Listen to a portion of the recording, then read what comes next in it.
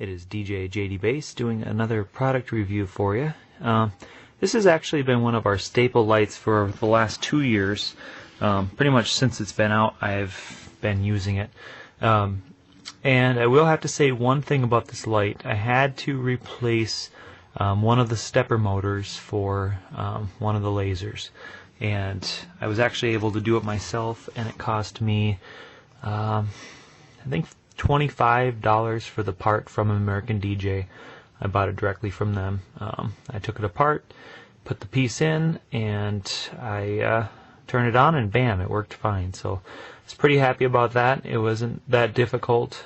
Basically, when I had the problem, I opened it up and I was able to kind of see what was going on and go from there. So that is one thing I will have to say about this light before we get started. But besides that one thing, it's been a very nice light, and it's actually quite powerful for large rooms. You can do full-size gyms with this light. So if I tap on the light,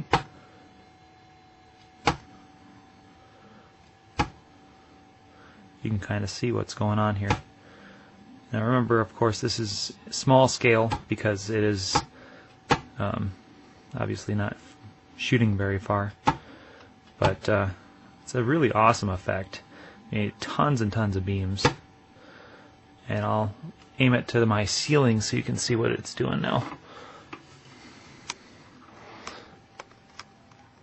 You can kind of see beams all over the place. It covers a very large area, and my ceiling's about, I want to say, about 9 feet tall. Alright, in DMX we are hooked up.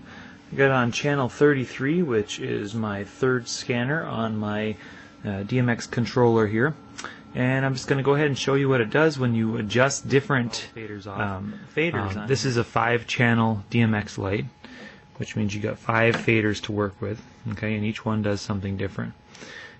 So if I lift up the first fader, I get my red. So and if I fade it down, it shuts it off, just like that. Okay. Now if I lift up my second fader, I get my green, at least kind of in a line. And then if I lift up my third fader, it starts to rotate. Okay. And down, and it stops. If I lift up my fourth fader, it starts to rotate as well. Now this is where it gets interesting with the green part, because it will do different things. If I have, say, my third and fourth all the way up, this is what it's doing. If I start to lower my fourth, it goes like that, and so forth and so on. You have a lot of different things that you can do. You can make it as slow as you want. Now this effect a lot of times is something I like to use for slow dances. I put it on a very slow rotation. It's a romantic song, you know, I might make this, you know, really slow like this, and I can, when this is going, look up on the ceiling, it's a very, very gradual, very, very slow change. You have to really look for it. I'm sure on the camera it's a little tricky, but you can see it start to separate on the reds. And the greens are slowly moving.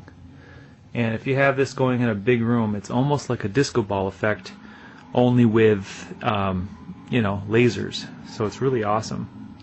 And then, of course, you can get back into moving things quite a bit faster once the faster music starts kicking in. That's basically everything I'm going to show you on this light.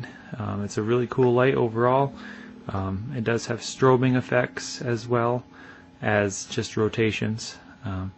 So there's a strobe on the red.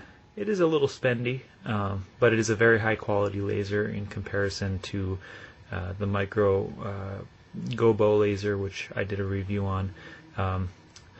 And I guess you get what you pay for. You are getting a more high quality laser that can shoot laser beams quite a bit farther, and I guess you could just say for larger crowds this would be a better light overall.